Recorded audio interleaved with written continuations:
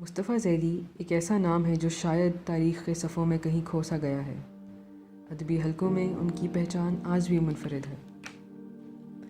وہ شاعر ہونے کے ساتھ ساتھ ایک سول سرونٹ بھی تھے۔ ان کی شخصیت کا اندازہ اس بات سے بھی لگایا جا سکتا ہے کہ وہ علم و ادب سے ہٹ کر بہت سے کام بخوبی انجام دے سکتے تھے۔ نہ صرف وہ اپنے زمانے کے نامور شاعر تھے بلکہ ایک اچھے فوٹوگرافر بھی تھے۔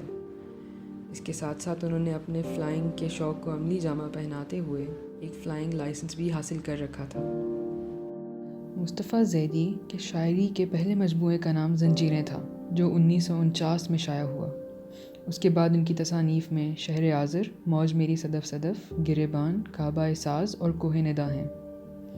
کوہ ندا ان کی آخری کتاب تھی جو ان کی وفات کے بعد شائع ہوئی۔ اپنی تمام تر کوششوں کے بعد بھی مصطفیٰ ذیلی کو کبھی وہ پذیرائی نہ مل سکی جس کے وہ حقدار تھے۔ آخرکار اس ہستی کا انجام بھی اچھا نہ ہوا۔